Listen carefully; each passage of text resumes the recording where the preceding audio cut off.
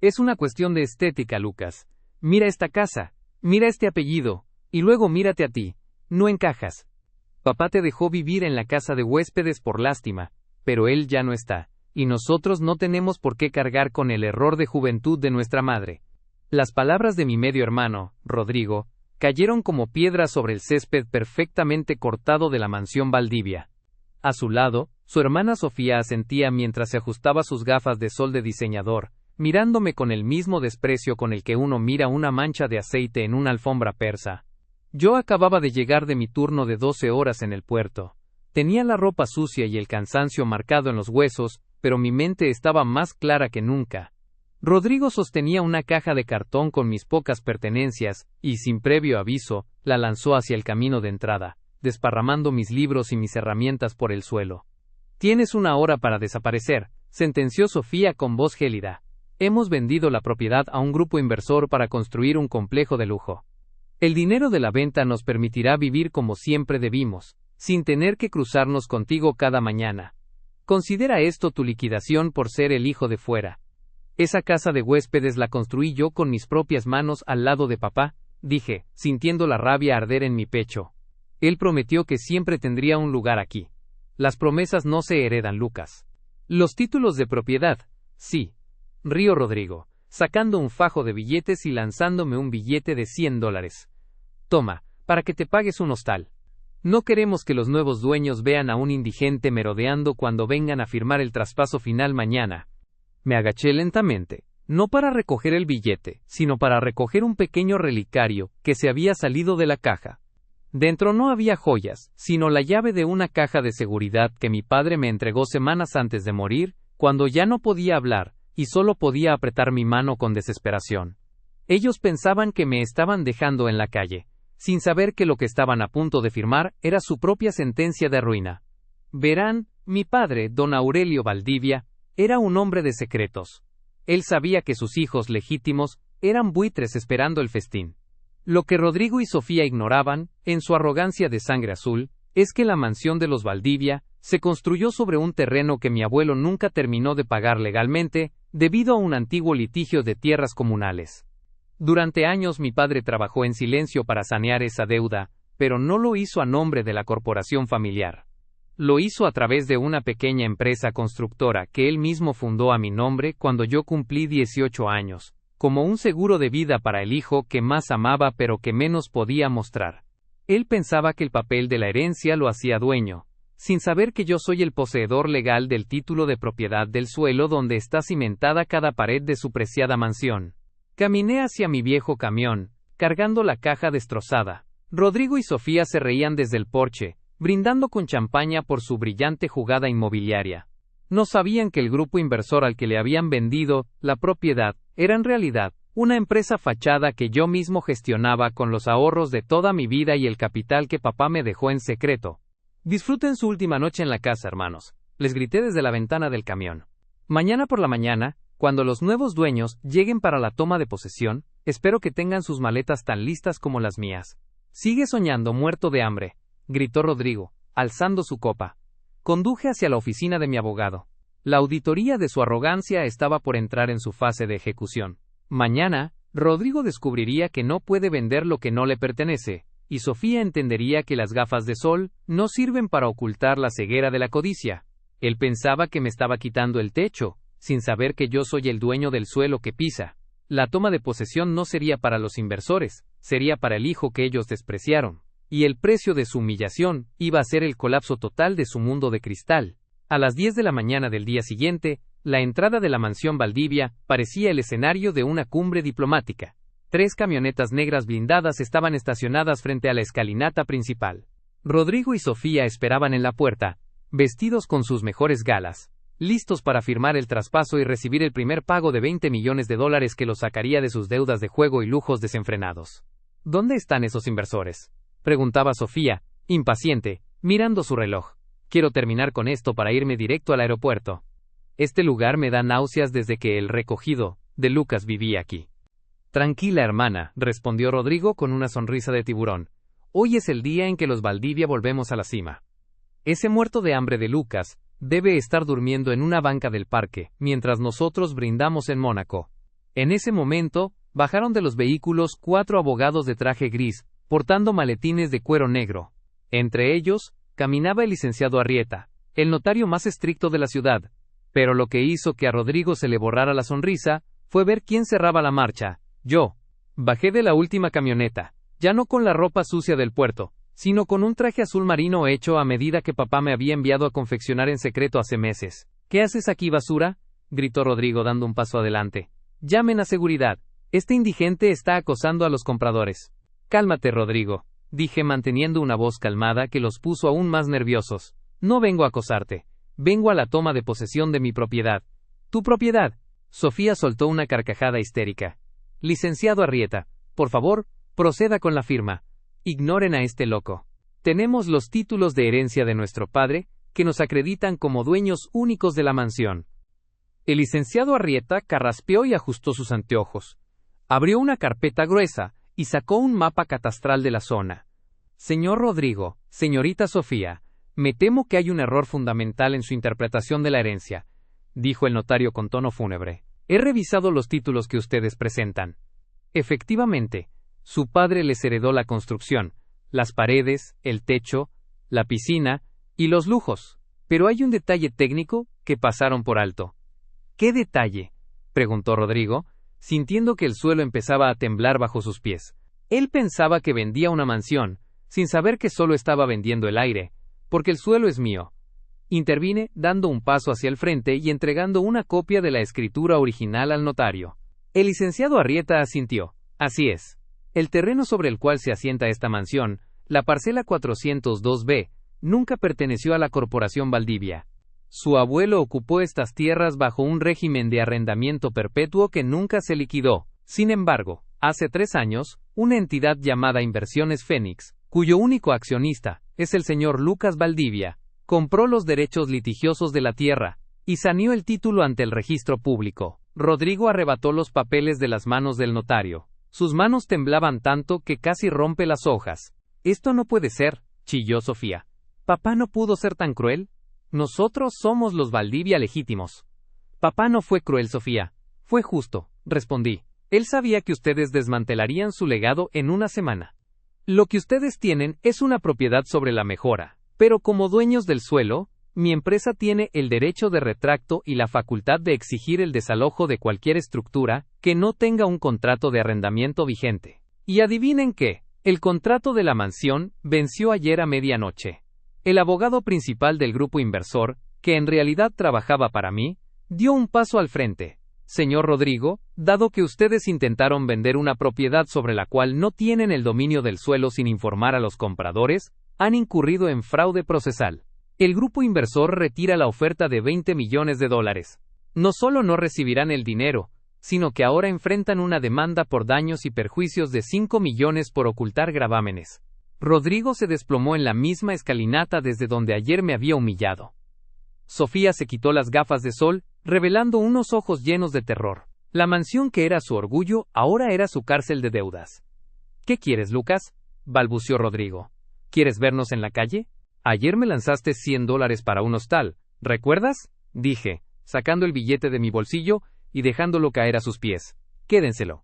Van a necesitarlo. Tienen 2 horas para sacar su ropa de mi terreno. La mansión se queda, porque según la ley de accesión, lo que se construye en suelo ajeno sin permiso, pasa a ser propiedad del dueño de la tierra si no hay un acuerdo de retiro.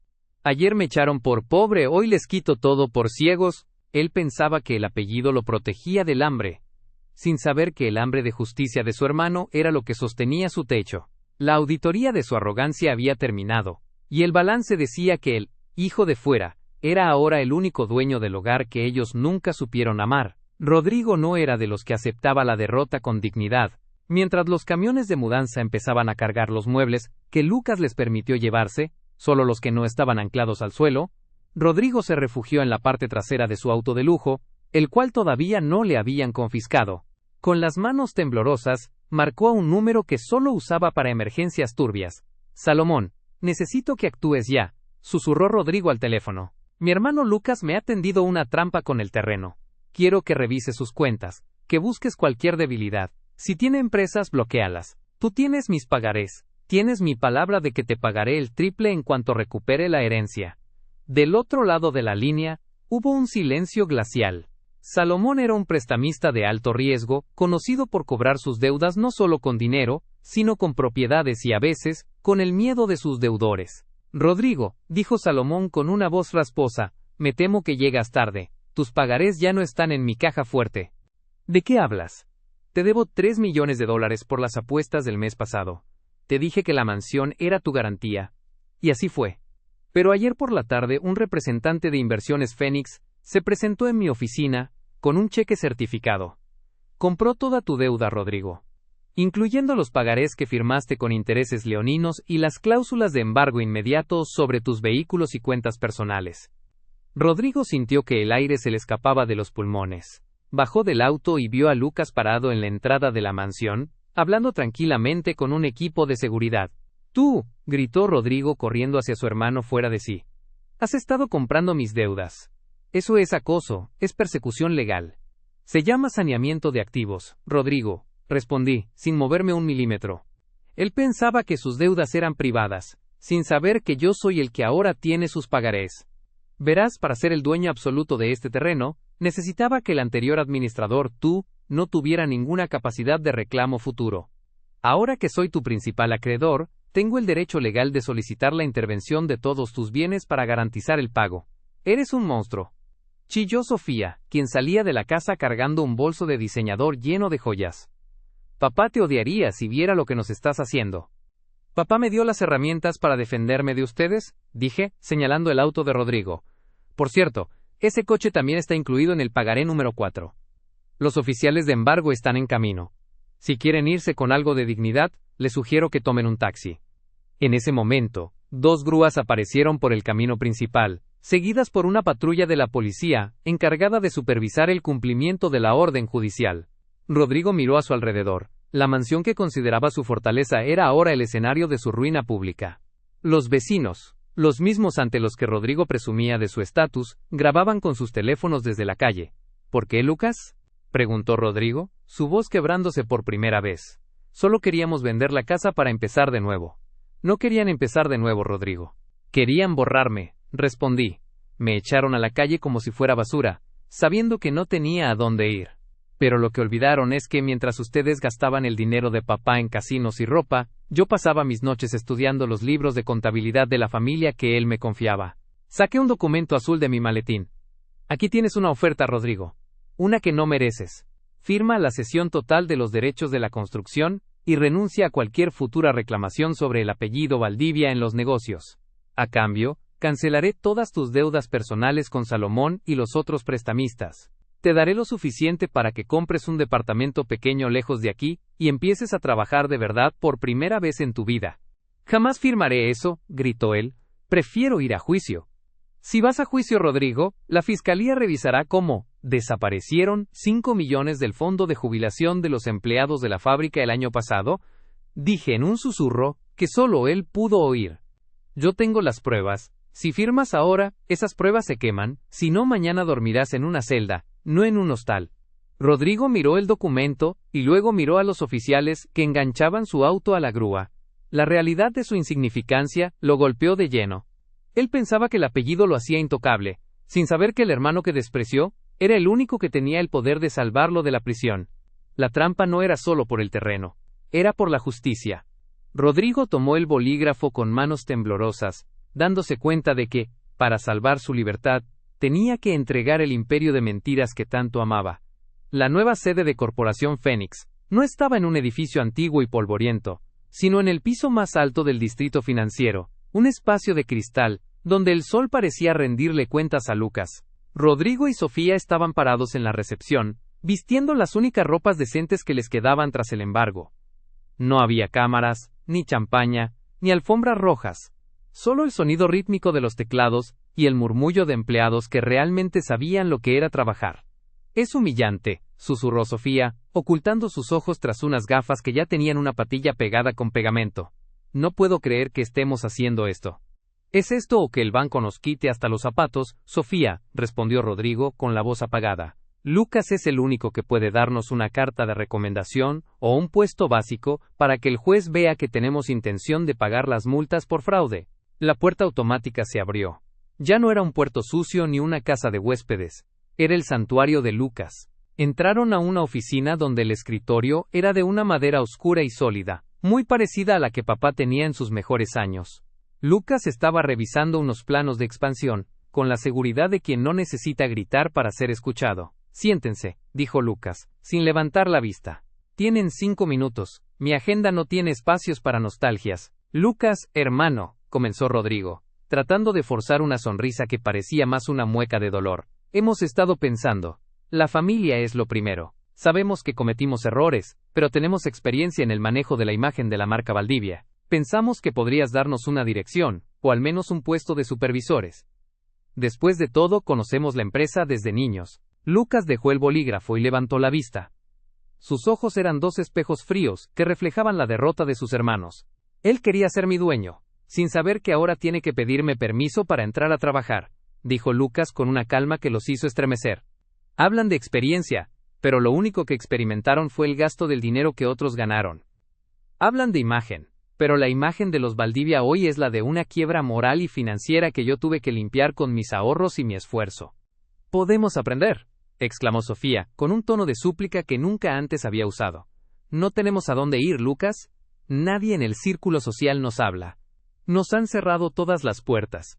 El círculo social que ustedes tanto amaban es un espejismo que desaparece cuando el bolsillo está vacío, respondió Lucas, sacando 2 carpetas de su cajón. Aquí tienen mi oferta. No hay direcciones. No hay oficinas con vista al mar. Hay 2 puestos vacantes en el centro de logística y distribución de la fábrica. En el muelle de carga. Rodrigo palideció. ¿En el muelle? Eso es trabajo físico, Lucas. Es lo que tú hacías. Exactamente, sentenció Lucas. Es el único lugar donde podrán aprender el valor real de lo que vendemos. Empezarán desde abajo, registrando entradas y salidas, cargando cajas si es necesario. Tendrán un salario base, el mismo que yo tenía cuando me llamaban el hijo de fuera. Si demuestran que pueden llegar a tiempo y que no se roban el material, tal vez en un año podamos hablar de un puesto de oficina. Es una burla, gritó Sofía levantándose. Prefiero morirme de hambre antes que ensuciarme las manos como un obrero. Entonces la puerta está abierta, Sofía, dijo Lucas, señalando la salida. Afuera está el mundo que ustedes despreciaron. Ese mundo no les debe nada. Aquí adentro, yo les ofrezco una oportunidad de redención a través del trabajo. Elige, orgullo o supervivencia. Rodrigo miró a Sofía, y luego miró a Lucas. Vio en su hermano no a un enemigo, sino a la única tabla de salvación en un océano de deudas. Tomó la carpeta con manos temblorosas. Acepto, dijo Rodrigo, con la cabeza gacha. Empezaremos el lunes. Empezarán mañana a las 5 de la mañana, corrigió Lucas. Y Rodrigo, si llegas tarde, el contrato de cancelación de tus deudas personales se anula. Aquí no hay hermanos, hay resultados. Salieron de la oficina en silencio. El dueño del aire ahora tenía que aprender a pisar la tierra. Lucas se quedó solo en su oficina, mirando el horizonte.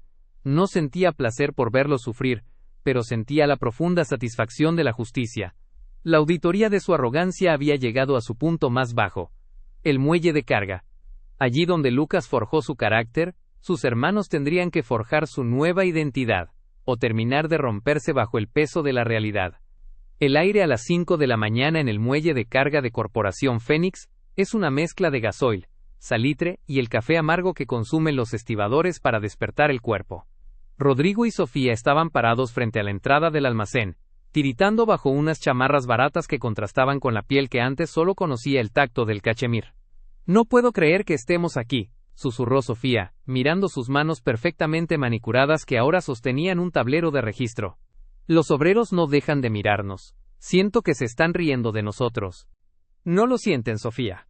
Lo están haciendo, respondió Rodrigo, con la mandíbula apretada. Ayer éramos los dueños que pasaban por aquí en sus autos deportivos, sin siquiera saludarlos. Hoy somos los novatos que no saben ni cómo encender una carretilla elevadora.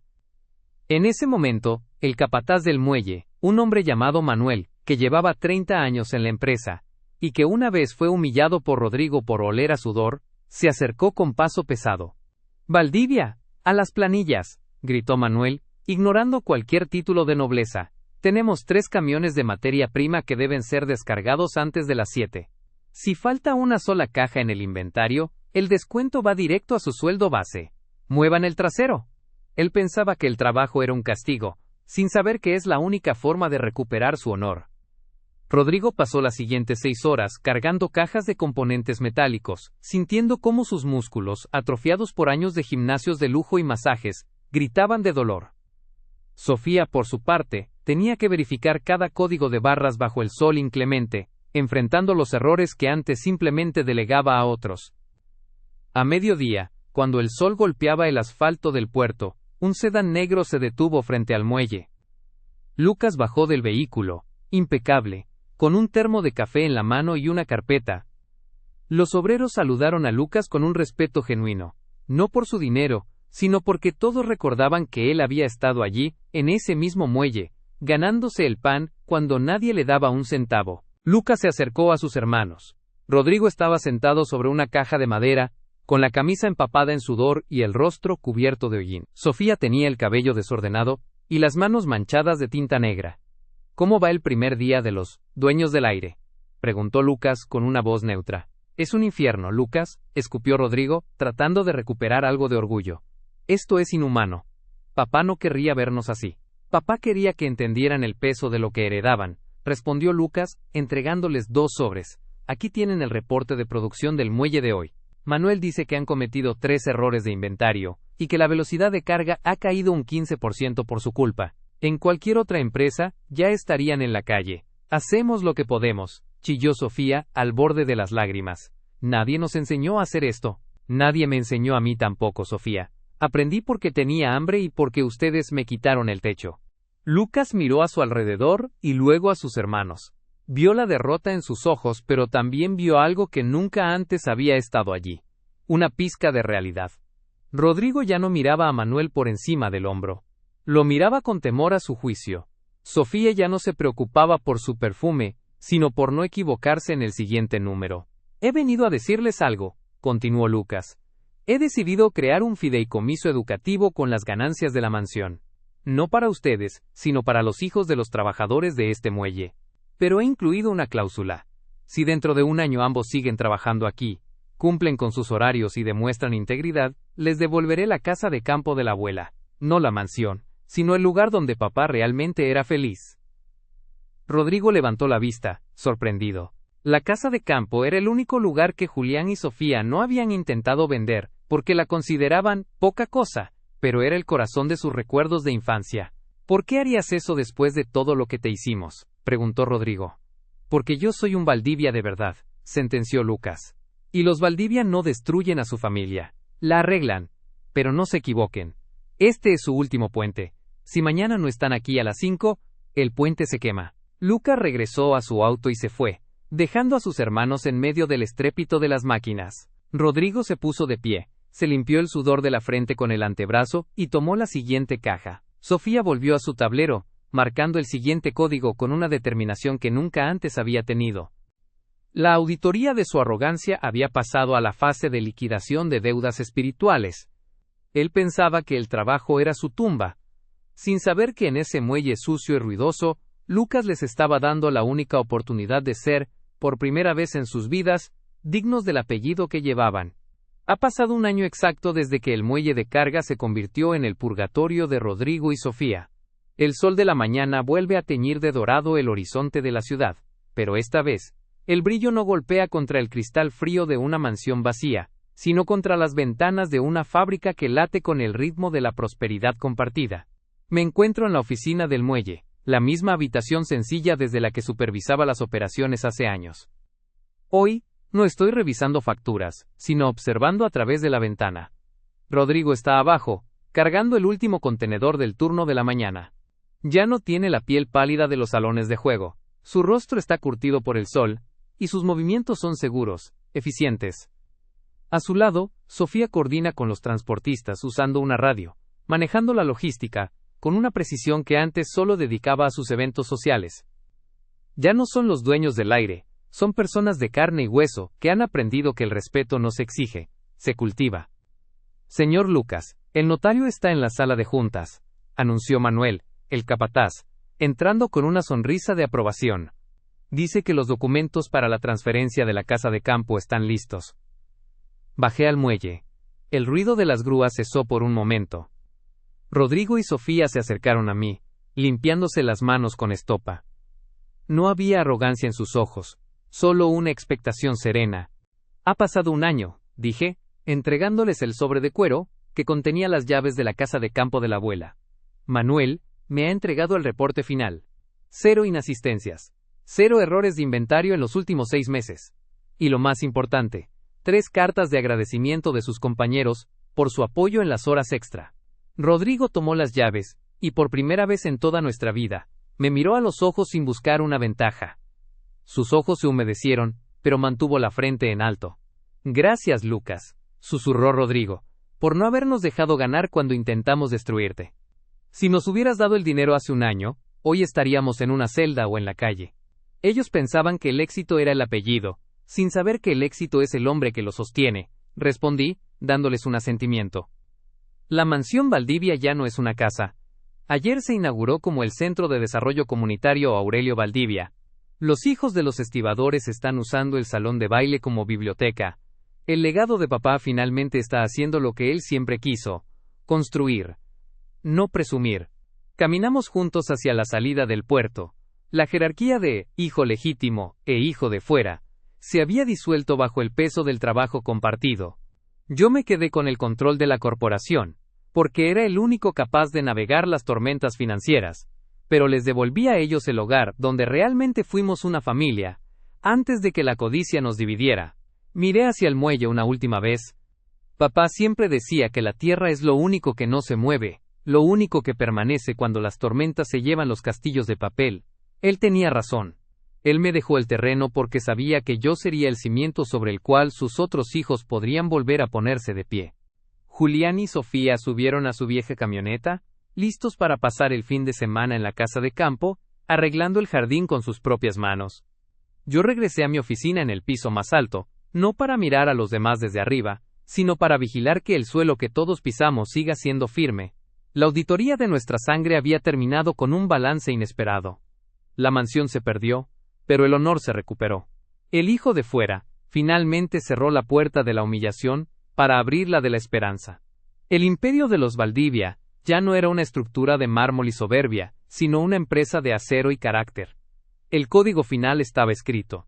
El terreno estaba saneado. Y por primera vez, el apellido Valdivia pesaba lo que valía, el esfuerzo de un hombre por ser digno de su propia tierra,